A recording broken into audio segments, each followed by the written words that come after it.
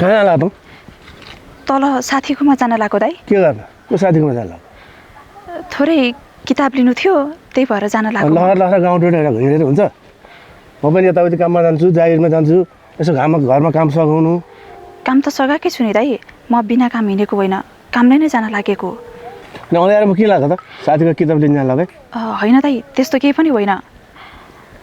अनि नर्भस भएर हिँडेको त साथीकोमा किताब मात्र लिन जान लागेको दाइ त्यस्तो नर्भस केही पनि भएको छैन। घरमा अलिअलि कामसँग सघाउनु अब बुवा आमा काठमाडौँ आउँछु भन्दैछन् त्यहाँ अनि अब बेगुन कुरा गरेको छ केटा छ भने भन् छैन भने अब बुवा आमाले खोजा गर्ने हो कि न आफूले रोजगारले गर्ने हो कि त्यस्तो केटा कोही पनि छैन दाइ। अहिले म पढ्दैछु बिहे गर्ने उमेर नै कति भएको छ र मेरो अझै मलाई केही गर्नु छ। त यसरी लहर लहर बिग्रेर हल्ला हिँडेर हुँदैन। सरी दाइ किताब मात्र लिएर आउने हो अरू त्यस्तो केही पनि होइन। न त कोही छैन भनिहाल्ने अहिले भोलि पर्सि बुवा आमा आउँछन् कुरा गरेर म कुरा राखिदिन्छु। छैन दाइ त्यस्तो मेरो कोही पनि।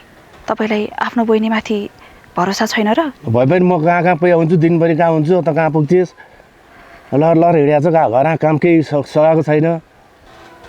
अहिले मेरो पढ्ने उमेर हो दाइ त्यही भएर कोही केटाहरू छन् भने भन् होइन सधैँ यसरी बाहिर हिँडेर डराएर यसरी नर्भस भएर हिँडेर हुँदैन। नत्र म आफैले खोजे हो मैले आफैले रोजे हो भनौँला बुवा आमा पछि काठमाडौँ त भोलि पर्सिमा आएपछि म भनौँला।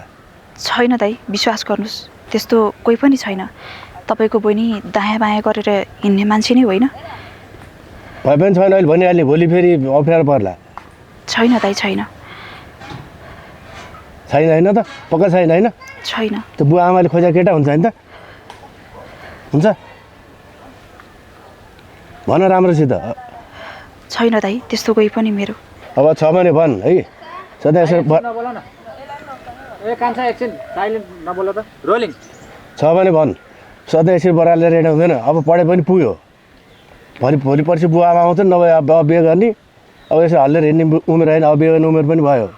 नभए जात नमिल्ने छ कि केही मन परेको केटा केही छ भने भन्ने भोलि अप्ठ्यारो नपरोस्। त्यस्तो केही पनि छैन दाइ। छैन होइन त बुवा आमा आएपछि भने हुन्छ नि त।